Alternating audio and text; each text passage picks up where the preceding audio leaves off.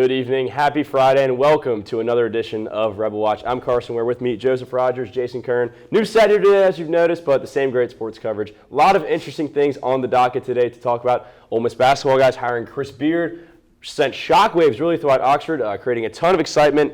The season, kind of a ways away, but a lot of things to look forward to for next year, obviously. The baseball team in season, still, unfortunately, in that process of trying to get things kind of figured out, guys. And then, speaking of getting things figured out, the football team, who's going to be the quarterback, all that stuff, including some NBA playoffs talk, too, some great games that happened this week, all that here on Rebel Watch. Going to start things with the big news here out of Oxford, local news. Chris Beard named the head coach of the new face of the Ole Miss men's basketball team. Very exciting hire, a guy that's had a lot of success, guys, at his past endeavors, at Angelo State in Texas, and then Texas Tech, and then, of course, the controversial move to University of Texas in Austin and all the rivalry that created.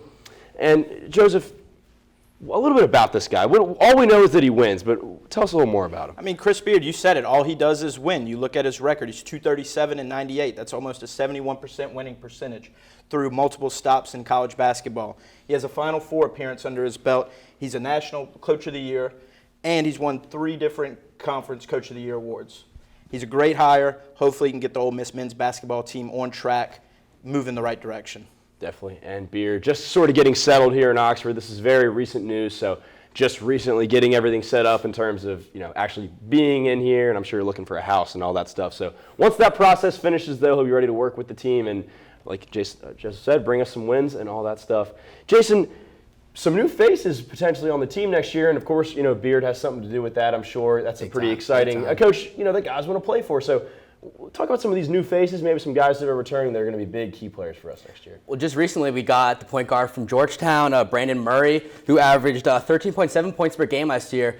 And when you look, Morrell led the team in points last year, which was great. But to have another guy who can bring points to your offensive squad just helps. And there's also potential in getting North Texas's point guard, who averaged 17.3 points a game. And we need some height, and that is exactly what Coach Beard is trying to do, getting Jamarian Sharp from Western Kentucky due to 7'4". And if we get him, he will be the tallest player in college basketball, who averaged 6 blocks a game last year. What a huge help that would be for this offense and defense. Yeah, 6 blocks a game, that's huge. I mean, if a guy averages 2 blocks a game for you, that's big-time numbers, and 6 is crazy.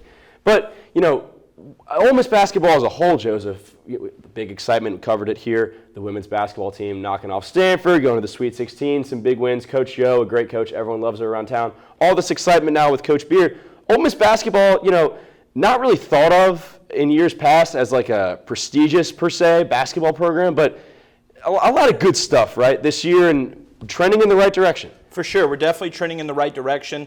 Coach Yo has put Ole Miss women's basketball on the map. No ceilings. She is doing her thing. Hopefully Coach Beard can do the same thing for the men's program. Let's beef up the team. Let's make a deep run in the tournament. And I want to see the pavilion packed. I've seen Swayze packed. You see Vaught packed. I have not seen the pavilion packed in a couple years now.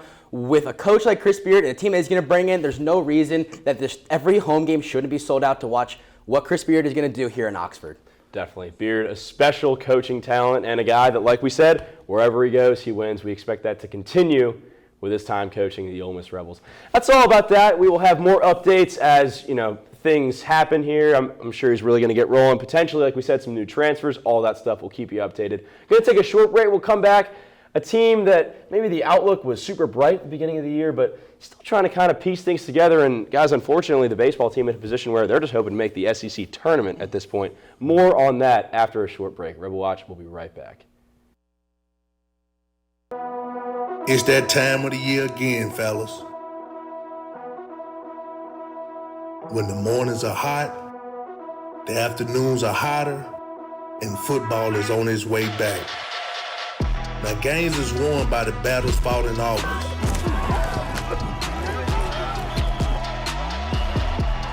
Everyone that's not revered as an Ole Miss legend has been in your shoes before, trying to survive that Mississippi heat, competing for a spot, and knowing the sacrifice that it takes to make it in this league.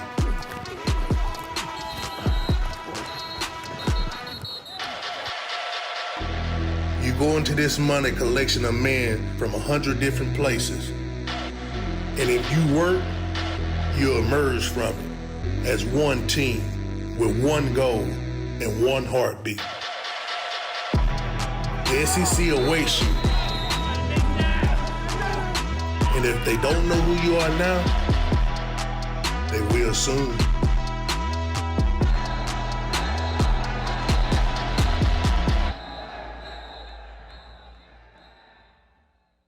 Where are we gonna go?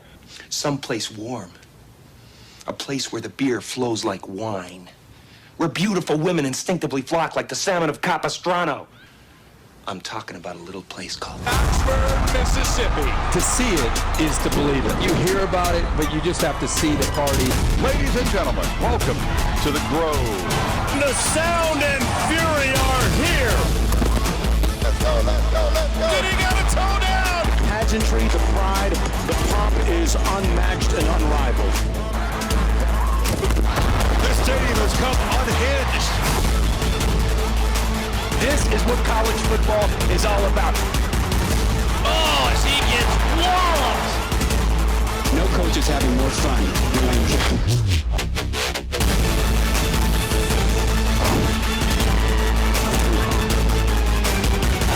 This is the place to be in college football right now.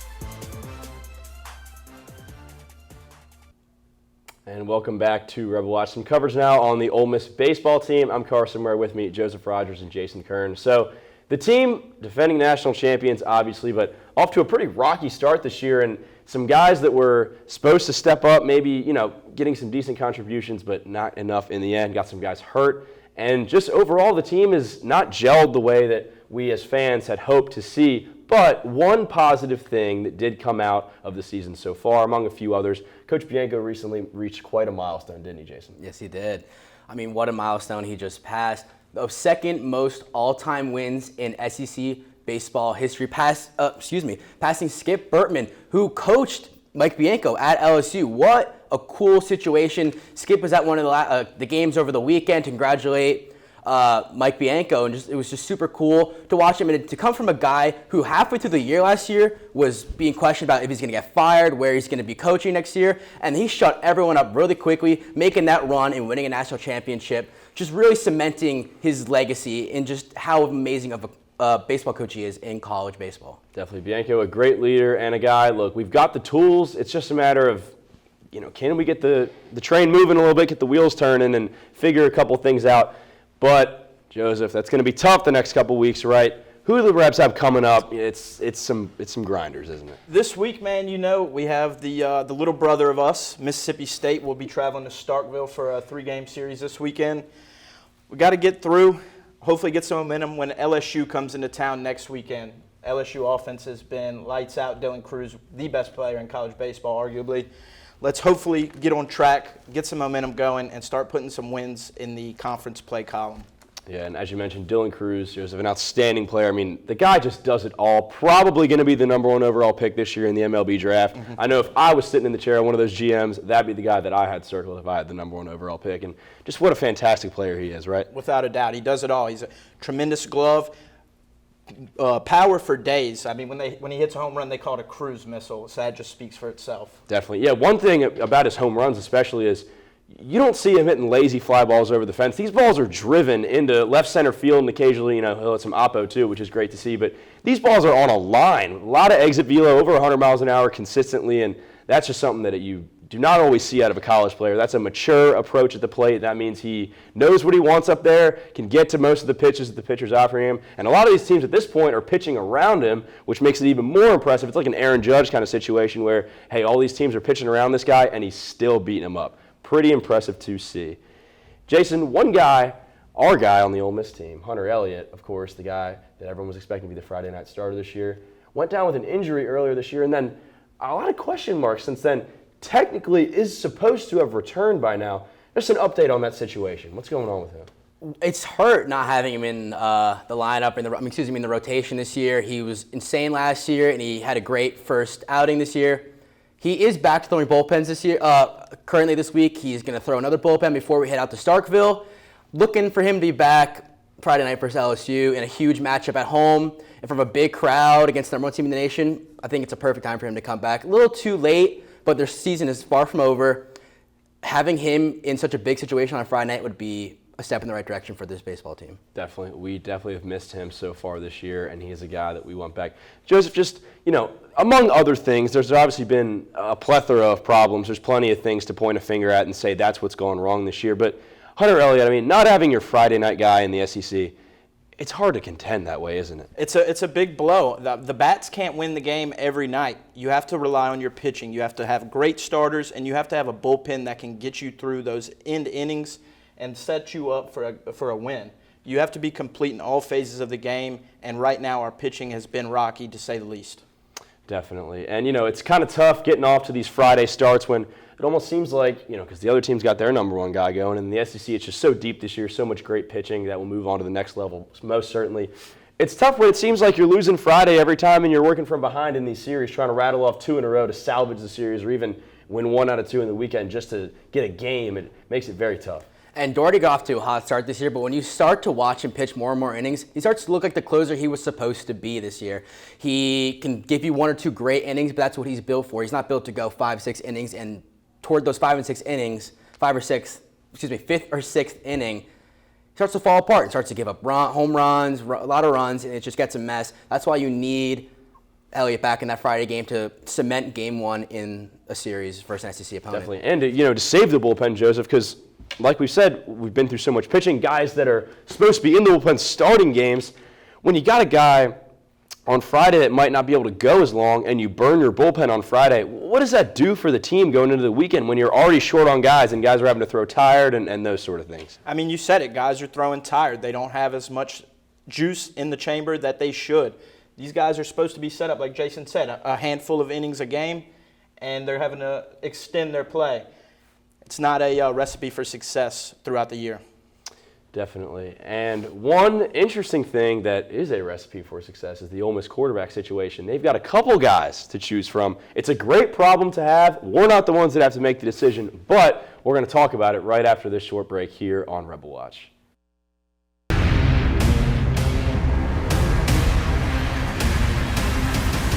Ole Miss 18th NCAA tournament appearance. This is fun, folks, as Baker's peeling it. Little heat check.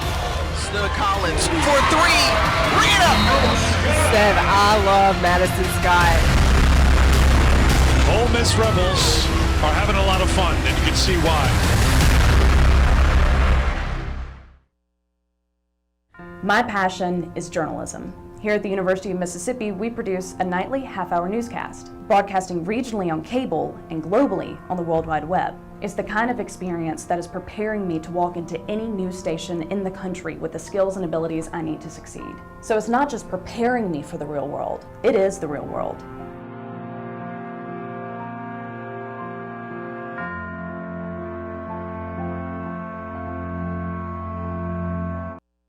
Do you love sports?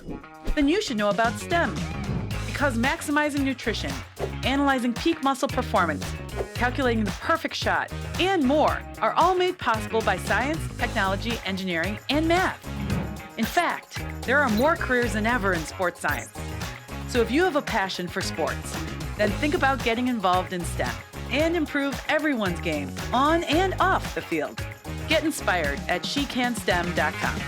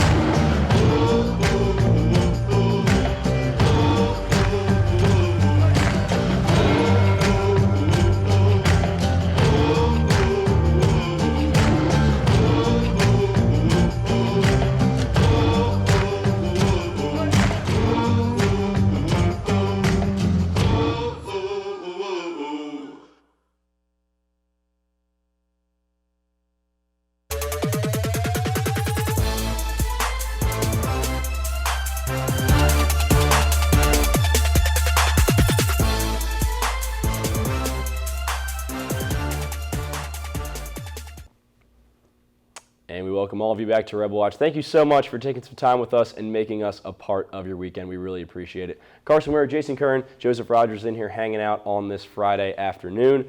Some talk about the football team. Yeah, it's spring, but hey, the Grove Ball's coming up and practices are rolling. One very interesting thing that's been being followed nationwide, especially down here around the southern part of the country, the Ole Miss quarterback situation. You bring in Spencer Sanders, guys, big-time transfer, Walker Howard from LSU. Jason, break down the quarterback situation. You got multiple guys taking first-team reps, multiple guys taking second-team reps.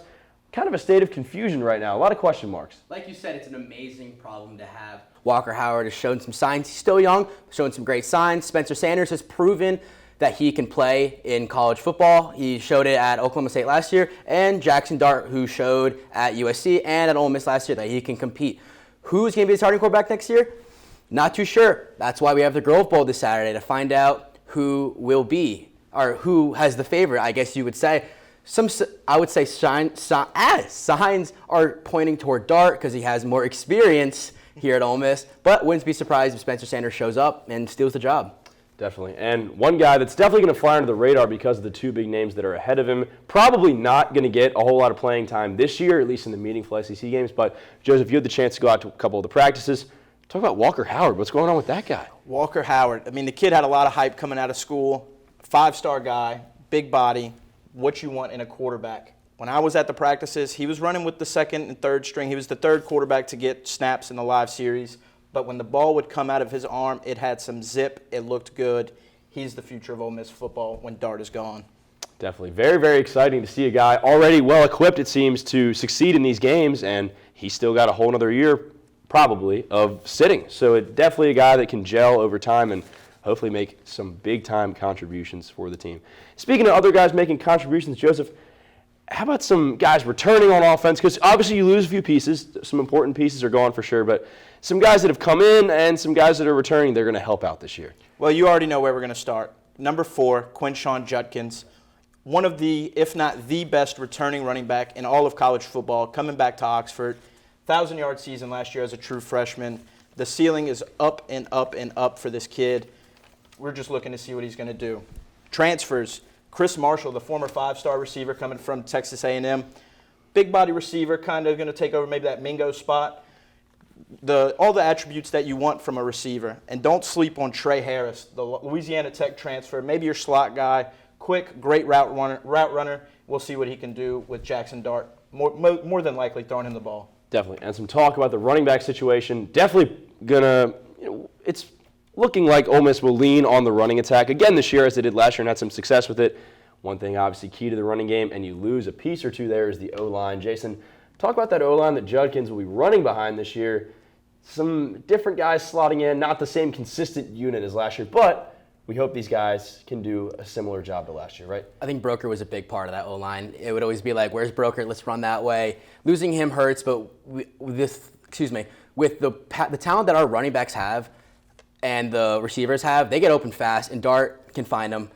I mean, it shows in practice, and it shows in some of the scrimmages that this O-line, yet they weren't great last year, but there's some better names to come this year, and it should be an interesting season to see how this run game works and how the passing game works this year. It should be very interesting. Definitely, yeah. And, enough talk about the offense now. Jason, what's going on with the defense? A unit that, under some scrutiny in the past couple of years, just for maybe not being as up to par as the offense that we had that could light up the scoreboard, and then it seemed that we were giving up quite a few touchdowns and big drives and stuff. But what's going on with the defense this year? Maybe looking up a little bit, which is a great thing. Definitely. I mean, Lane's first year, I think we had one of the worst offenses in college football, and it goes to show I think teams would score on every single possession, it seemed like.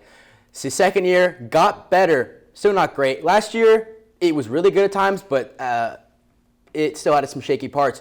But with two huge additions, we got a freshman who was the best player in Mississippi, in his Suntarine Perkins, who was a linebacker, and then we got senior transfer from Louisville, Monty Montgomery, who has a ton of experience in ACC ball. He's going to bring it over to the SEC, and him and Perkins are going to be a huge step right in the middle of that defense. It should be great to watch this year. Definitely going to look to plug up those running lanes and wreak havoc running after the quarterback, all that good stuff.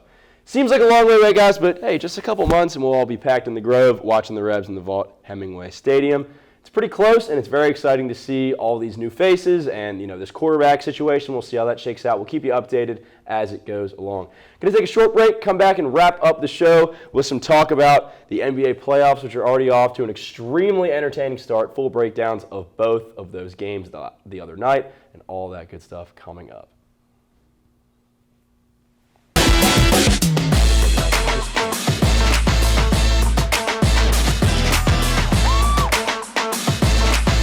The dynamic freshman is starting to make his impact.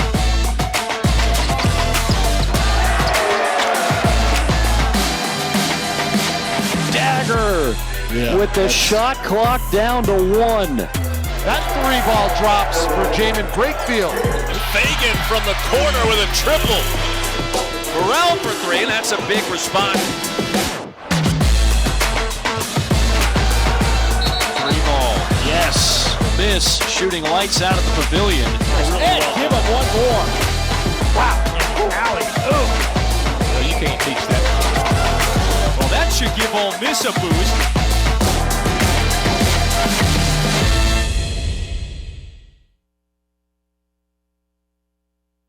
Creating a legacy takes time, takes dedication, spirit, and a greater vision. That vision starts here at the University of Mississippi. What will you be remembered by? Your character, your contributions, your friendship. Your legacy will define who we are now and who we are becoming for our state, our students, and our future. Ole Miss, build your legacy. These are more than just the sounds of a safe place to go after school. These are the sounds of interest being ignited and of mentors making an impact. At Boys and Girls Clubs, we don't do just one thing. We do whatever it takes to meet the needs of every kid who comes through those doors. Because whatever it takes is what it takes to build great futures. Great futures start here. We are rebels. For more than 160 years, we've been accomplishing the impossible, from conducting the world's first lung transplant to helping prove Einstein was right. From preserving the past to saving the future. We are Mississippi's flagship university, a place where passion and learning unite, where friends become family, where small-town charm meets world-class innovation. We are the University of Mississippi. We are Ole Miss.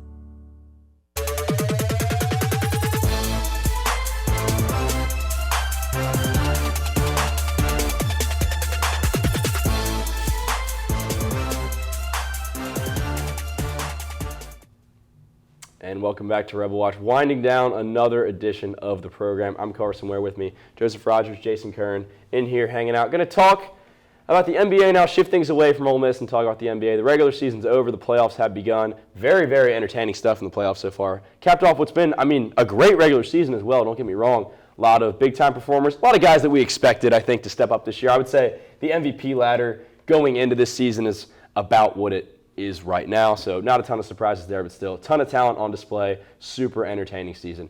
Going to start things in the Western Conference here. The Grizzlies, obviously, the closest team to us here in Oxford, so a lot of Grizzlies fans around here. Just break down what's going on in the Western Conference. A couple contenders. A lot of people seem to think that a lot of the big-time finals favorites are playing in the East, but a lot of good teams in the West, too, right? Break that down for me. Without a doubt. You have the Denver Nuggets, the number one team in the league. You have the Memphis Grizzlies. They kind of dealt with some off-the-court stuff this year, but you cannot deny how entertaining and how good of a ball club they are. Phoenix, we're going to finally get to see them play a bunch of games, hopefully, with their full lineup. Kevin Durant, Chris Paul, Devin Booker. On paper, I think that's probably the best big three in the entire league. We'll see what happens. Don't sleep on the Los Angeles Lakers. Things seem to be clicking for them right now, and you can never count out the greatest player of all time, LeBron James. Yeah, absolutely. And, if I'm a team, a higher-seeded team, I don't want to see LeBron. There's no way I'd want to see LeBron as a lower seed and a guy who's at the end of his career now really trying to grind it out and probably, get one or two more rings. I would not want to see LeBron as a higher-seeded team. Definitely not. And, Jason, what's going on in the Eastern Conference? The East is stacked, and it's so stacked that anyone could win. You have the Bucks, the Celtics, the Knicks, even the Nets, the Sixers, the Cavs. You got Giannis, who could win MVP. Jayson Tatum can win MVP. Joel Embiid can win MVP. And even Donovan Mitchell can steal the MVP this year. Absolutely. I wouldn't be surprised. He's had a great year. Yeah. The Cavs have had a great year. The Bucks do have the best record in the league, but the Celtics, when they're hot, they're hot. And even the Sixers, when they can get hot, they have a couple big names like James Harden, Joel Embiid, that they could even win it all. But I think the Celtics have too much star power. And Giannis is great. Don't get me wrong, Joel Embiid is great. But I just think that the Celtics are the best team in the East right now. And I think Jayson Tatum wins MVP. Definitely. The Celtics with all that shooting. And, one thing, you live by the three, you die by the three, guys. Big but three-point shooting, especially when we can do it very well at the NBA, high level like these guys can, it can really keep you in games. If you give up a couple runs, like 12-2 runs or whatever, a couple of three-pointers can get you right back in it. When you can do that as a team and really shoot the ball well, it's an outstanding luxury to have. And that's why I think a lot of guys. That's why I think the Celtics come into play here. They have Jaylen Brown, Jayson Tatum. Even Al Horford is a fantastic run shooter. He's super underrated. He's old, but he's still got it. And I think the Celtics 3 is what's going to come in play most. And that's why I just think that they have just the best shooters in the East right now. The West, you got the Suns, like you just said. The Suns have Kevin Durant, who left the Nets. And then you also see you have Kyrie, who left the Nets. Big difference in where they left. But the Nets getting Mikal Bridges, they've been nothing but great ever since those two stars left. So it should be super interesting coming up. Definitely. A lot of interesting teams in this playoffs. It's going to be a great playoffs. We're poised to see a lot of great basketball being played. On the other hand, maybe a team, they might be in the playoffs right now at a lower seed than you expected, or they might be out of the race entirely. I know one team comes to mind when I ask this question. Jason, what's one team that's really disappointed you this year? There's only one answer. It's the Dallas Mavericks. You got Luka, who they were pretty good before they came in, and then they decided to go get Kyrie Irving, who looked great when the trade happened, but there's only one ball on the court, and those two are known for wanting the ball in the big moment, and you can't have two balls on the court. That's why before the trade happened, a lot of people said this wasn't going to work, and it showed. And I think they went 7-19 since they joined, which is extremely disappointing season when they had, I think, like a 96% chance to make the playoffs this year. Definitely. Crazy to see the whole thing blow up in their face, really, guys, because when you go get a star like that at the deadline, we see it all the time. We see the Suns go get Kevin Durant. We've seen it time and time again in these past few NBA seasons, big stars moving at the deadline, and it usually works out for the team. It's not like the guy's going to hurt you. It's a great player. Kyrie Irving's an outstanding player, but this time really blew up in their face, and something that no one saw coming. Definitely not. I personally didn't see it coming. I thought they were going to zoom up in the standings. I thought, actually, we'd be talking about them in the previous conversation we just had as title contenders, but that is not how it shaked out. And Joseph, who's the team that disappointed you? The New Orleans Pelicans. I mean, at one point in time, they were the first seed in the Western Conference in late December. Zion Williamson goes down with a hamstring injury January 2nd, misses the rest of the regular season, and misses the play-in game on Wednesday night. You can't win ball games when your best player is not on the court. It was tough to see the Pelicans go through a losing stretch, rebuild a little bit. Let's beef up on the big men. Let's get Zion back on the court. C.J. McCollum, Brandon Ingram, and Zion Williamson played 10 games together this year and played about 20 more minutes as a trio than Kevin Durant, Chris Paul, and Devin Booker, and Kevin Durant got traded there in the middle of the year. Definitely. But what do you think about Valanciunas in the paint? Are you a fan of keeping him around? Definitely showed his presence in the game on Wednesday night, and you need a guy like that. Like you said, beef up. You probably grab one more big man, but Valanciunas is a pretty key player for that team. Valanciunas is without a doubt a key cog in the machine that is the New Orleans Pelicans. He can get you down, he can get a bucket down below, kiss it off the glass. Heck of a rebounder. We saw what he did Wednesday night on the offensive boards. It looked like he was grabbing every single rebound in the paint. He can shoot the three pretty well. I mean, against the Clippers last year, he had 8 threes in a game. How many big men can do that? Let's get some more depth behind him. We know we had Larry Nance out.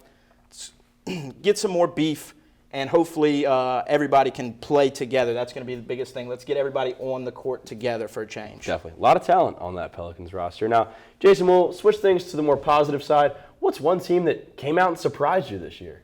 OKC. What a fun team to watch. The second youngest team in the league is lighting up. They just, like you said, Wednesday night beat the Pelicans 123-118. But Shai Gilgeous-Alexander with 32 points, Josh Giddey with 31, and then Luguentz Dort. Not too many people know who Luguentz Dort is. Lockdown defender who also put up 27 points in that game. But when you think about that team, not only are they one win away from going to the real playoffs, but they're the second youngest team. They have 2 first rounders this year, 4 the next year, and then 4 after. And they're also playing without Chet Holmgren this year. So the sky's the limit for this OKC team, and it's super fun to watch. Hopefully they make a little run this year. But, yeah, like I said, the sky's the limit. Sam Presti's doing wonders in Oklahoma City. Yeah, definitely. Kind of a quick turnaround, guys, because, obviously you lose Durant. That's old news now. But you lose Durant, and then Westbrook eventually leaves the team.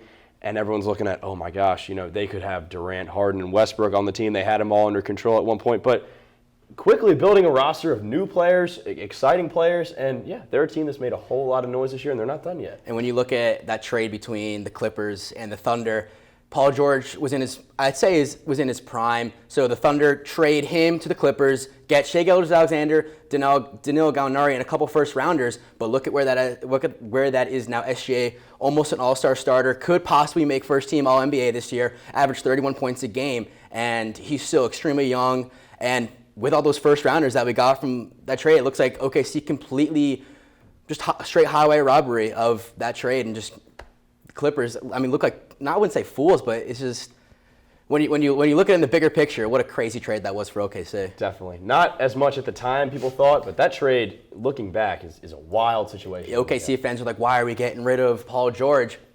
Sam Presti knows what's best. Now they're seeing why. Joseph, how about you? I'm going to stay in the Western Conference. I'm going to say the Sacramento Kings. Another young team, but they do have a mix of wily vets like Harrison Barnes. De'Aaron Fox, the clutchest player in the league this year, cannot be slept on. Great guy, fast player, great with the ball in his hands, can score, can facilitate. Domantas Sabonis down in the paint can do it all too. I like to say he's like a step down of Jokic, can kind of do all the things that he does, obviously not on Jokic level. He can rebound, he can score, he can pass the ball. The Sacramento Kings, probably the biggest story in the league, I would say, ended a 16-year playoff drought. All I got to say is light the beam. Light the beam. Definitely. And the fans are going crazy. They love it out there in Sacramento. That arena, guys, has been loud all season long. And, one thing about the Kings, Joseph, going into this season definitely wasn't a team that we all expected to be at the top of the standings, but they quietly built a pretty solid roster. If you look at their roster up and down from opening night, yeah, it's pretty solid, and no one really talked about them going into this year for good reason because they hadn't been in the playoffs in so long, but sort of a team that everyone slept on, and then they brought themselves right to the forefront right away, didn't they? Without a doubt. It goes into team building and hitting on their draft picks. You get the kid out of Baylor last year. He's a lockdown defender, and then this year they get Keegan Murray, one of the best rookies in the league this year. He doesn't get a lot of credit because you have kids like Paolo Banchero.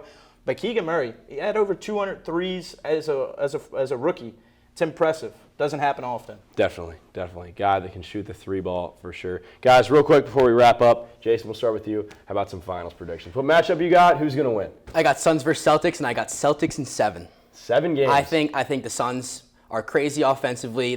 We got Ayton on defense, and KD he's got length. He can play some defense. Chris Paul's sneaky good. He has experience. I think the Suns, and then like I said with the Clippers, they shoot. They're so good at shooting, and when they're hot, they're hot. I got Celtics in 7. Joseph, how about you? In the Eastern Conference, I'm going to go Giannis. Giannis, Drew Holiday, what a combination of players right there. In the West, I said it earlier, do not sleep on the Los Angeles Lakers. That LeBron James, Anthony Davis, they have tons of pieces around them. They really improved at the trade deadline. D'Angelo Russell, Jared Vanderbilt. These guys have made an instant impact on this team. The biggest thing for them is staying healthy. We know Anthony Davis' injury history, but when he is a healthy player and playing at the top of his game, Anthony Davis is a top 5 player in this league. Definitely. So I'm going to go Lakers in 6. Wow. Very, very bold pick there. Me personally, I'm going to go with Suns-Bucks, and I've got the Bucks winning in 6 games. Well, thank you very much for tuning in to another edition of Rebel Watch. We're here Fridays at 5 till the school year is over. Great time this year, starting up this show, and it's been great to have you all as an audience. We really appreciate making us a part of your weekend. Carson Waire, Jayson Kern, Joseph Rogers, thank you so much for tuning in, and have a great rest of your weekend. We'll see you next Friday.